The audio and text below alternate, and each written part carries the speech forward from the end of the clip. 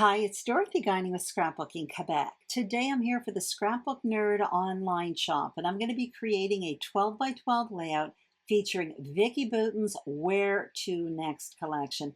This video is all about product play because I'm digging into the collection for the first time, and I have tons of it. Typically when I shop, I buy paper and 3 embellishment packs per collection, except when I shop for Vicki Boutin. She is one of my favorite designers, but I do find her products really easy to use. So here is what I've selected for this project. And I did narrow down my paper selection, but I have tons of embellishments there. Now the Scrapbook Nerd is really well stocked in this collection, so I am going to put a link to the shop along with the products I use in the description box below. So without further ado, let's get started and start creating a layout. And you're going to see I have a piece of 12 by 12 basil marshmallow cardstock. That will be my foundation page. I have 2 photos that I've already matted. And here is the printed paper. So I love that hexagon paper. That black one I've already cut into. That's what I use to map my photos. I also have this cut apart sheet here. And you're going to see in this tray I have tons of embellishments, and there's even more available for this collection. So I have ephemera, a 6 by 8 paper pad, cardstock stickers, chipboard stickers. I have alphas that I've already dug into. I also have puffy titles. But I think the product that has the most impact on this layout is this Paperie pack. So if you're unfamiliar with them, they're almost like an ephemera pack, only there are 200 pieces in the box and they are really, really thin. So you've got to get used to using them. Also in this Paperie box, there's these little punch out pieces. They come out very, very easily. Those are the smaller pieces, along with some washi tape stickers. Now, like I mentioned, this layout, I'm going to be using this a lot. It has the most impact. And this is the 3rd time I bought a Paperie pack. And funny story, the first time I got one, I didn't think I would like it. And now I'm landed at my 3rd one. So I do quite like them. Anyway, now what I'm going to do is start creating my foundation page. So you can see there I have 2 strips of paper from that cut apart sheet. I do plan to use one of the 2. And what I'm doing is cutting down papers to create a border that's going to go at the top of my page. So I will be putting measurements on the screen for these page parts a little bit later on.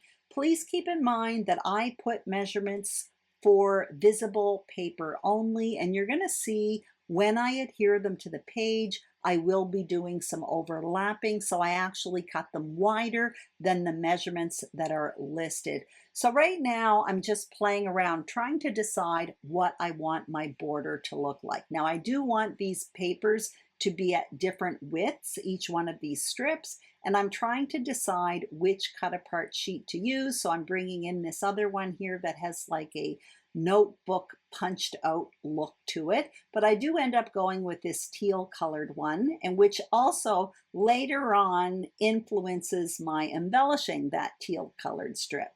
Anyway, now what I'm doing is adding a bit of ink to all of these strips of paper. I only do it to one side because I will be overlapping, so one of the sides will be covered up. Anyway, I didn't make you watch all of it, and now what you see me doing is adhering these strips behind the white cardstock. So I'm starting with that teal colored one, then coming in with a black one, and then for the hexagon one, that's the one I want to be the widest on the page. Again, the measurements I'm putting on the screen are for visible paper only. Now what I'm going to do after I finish this is put the entire thing in my trimmer because it does measure more than 12 by 12 now, and I'm going to trim it. You could also do this very same thing and simply create a border and adhere it on top of a piece of 12 by 12 cardstock. So now my foundation page is prepared, and I'm going to start playing around with my photos and create a layered photo mat. So I'm going to place my photos like that, and I'm going to be creating a layered photo mat with the Paperie pack. So like I mentioned in the intro, this box has 200 pieces in it, and there are all different sizes. I'm going to be starting with these big ones that measure probably bigger than 4 by 6. I don't have a ruler in front of me right now, but they're more or less 4 by 6, maybe 4.5 by 6.5. So what I'm doing is just looking for some. You can see I've gone with neutrals with some and a couple of them more colorful, especially the one over on the far right. I'm overlapping them and basically creating a layered photo mat with them. I'm happy with that. What I am going to do is come in with a few smaller pieces of those paperie pieces and just start tucking them in. So I end up putting one just above the photo there, the landscape photo, that one I'm tucking in right now, and I put another one in the bottom. So that creates really a really layered photo mat. But what I love about it is it doesn't add any bulk to the layout at all or weight. And I've been scrapbooking a long time, so I love a layered look, but I really don't like my albums to be too heavy or too thick because they take up too much room. You may have noticed as well at the bottom, I put that stamp at the bottom. It's like a stamp sticker. That was from the Paperie pack, and it was one of those washi tape stickers. So I also, a few moments ago, took a pencil and just made a few marks, mostly where I wanted my photo mat to start over there on the far left and where I wanted it to end. I did that on each end. That's where I started adhering, and then I kind of moved my way in towards the middle.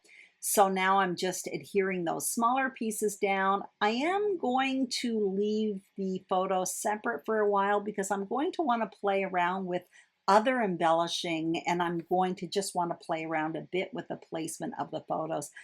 I'm not going to be giving you measurements for this photo mat that's on the page because it's just a bunch of paperie pieces that are all kind of layered up, but I am going to show it to you right now, and you can take a screenshot that if it's of interest to you. But the idea is to just pile on a bunch of these pieces, and what I really love about it, like I said, it has a nice layered look, but it's completely flat and it absolutely weighs nothing. So I love that about these Paperie packs, which is surprising because the first one I got I didn't think I would like. Anyway, now it's time to start embellishing. So my plan is going to be to have two main embellishment clusters, one in the top left and the other in the bottom right, and then I'm going to have a hint of one at the top there towards the right.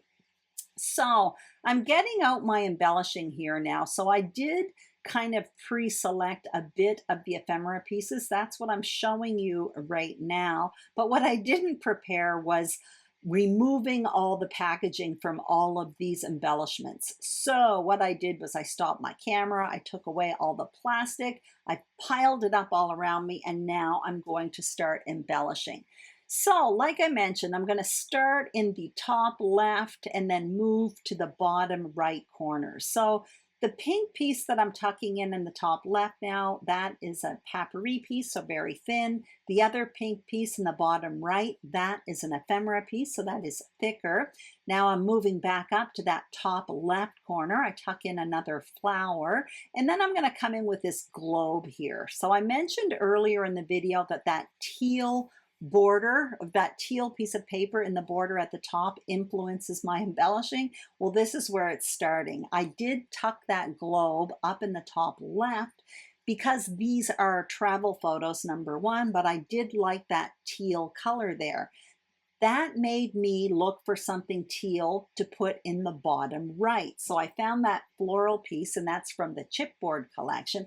I'm liking how this is looking. It's very colorful, very kind of a bit messy looking, but what I didn't plan for at this point was the title. So that's what you see me coming in. I'm looking at this puffy title collection here, and I'm cutting out a word. I'm cutting out this moment, but you're going to see me come in and cut out 3. And I do this all the time with these title packs that are on transparent plastic, because as opposed to lifting them from the plastic and then playing with them and losing some of the stick, I just kind of cut them up. It's transparent. I play around with them. That's why at the end of the month, mostly these title packs end up in a baggie. That's okay because I use them more by cutting them up and trying them this way. At this point, I'm trying different items here, but what I'm not liking about it is when I make this design where I have two main embellishment clusters in the top left and bottom right, typically I like my title in one and a repetition of that in the bottom. And all three titles that I selected couldn't really be separated. So at this point, I have no idea still what I'm going to do for a title. However, I do like the embellishing, so I am moving ahead and adhering all of this down. Starting in the bottom right, I started with that pink piece there, that pink flower piece. I adhered my photo down. Now I'm going to put this chipboard flower piece there, and I do pop that one up on foam adhesive. And then what I will do is work on the top left. So I start by placing my photo just so that I know where to place my embellishing. And now I'm adhering my cluster down. So I'm starting with the globe there, then I'm coming in with this pink floral piece, and that one is one of those Paperie pieces. And then I come in with that orange floral piece as well. That came out funny. Orange floral piece as well. I'm adhering my photo down, but I still have to put a title. And honestly, I don't know what I'm going to do at this point. I did know I wasn't happy with my other selection for what I mentioned. I want to be able to put it in both embellishment clusters. So I am going to get out that puffy one again, that puffy title sheet, and cut out another one. And this one time I'm cutting out "Today was fun." And that's what I end up going with because I can really separate it. It's 3 words and it just looks right on my page. So I plan to put "today" up there in the top left, and I will put "was fun" down in the bottom right. I have to fuss around a bit with the one in the bottom right a bit, and you're going to see that does get moved around a bit right until the very end. Anyway, I am putting "today" at the top there. I kind of play around a bit with placement, but I do end up putting it basically on top of the photo with the Y kind of descending on top of the photo. These are pictures of me, by the way, in Negril, Jamaica. Anyway, you can see now I'm putting the word "was" on top of my photo and then putting "fun" underneath it. "Was" does get moved around a bit. And what I didn't like about the word "fun" there is that between the flowers where I had adhered them above and the word "fun," the UN in it, there was a space there. So what you saw me do was move down those flowers so that it basically fills in that area just above the letters UN. Now I'm looking for another hint of something up there at the top of the page. So I end up putting a little tab. It's from the cardstock sticker sheet that says "souvenirs." It might not make sense to you, but I live in a French-speaking province and souvenir means memory. So that's why I put it there. I don't have a handful of souvenirs in the photos, but it is a memory. Anyway, also what you see me doing is just finishing off the whole of that tag that's just above that photo. So I used a 1/2-inch circle punch along with an enamel dot, which was from a Simple Stories collection. And that is basically it. So off camera, I did my journaling just on that label, which is beneath that landscape photo. And I also moved the word "was" because it was a little bit lost on top of that photo. There just wasn't enough contrast. Also, I added 3 staples, but honestly, you can't even really see them, so I'm not even going to point them out. But if you can see them, you can let me know.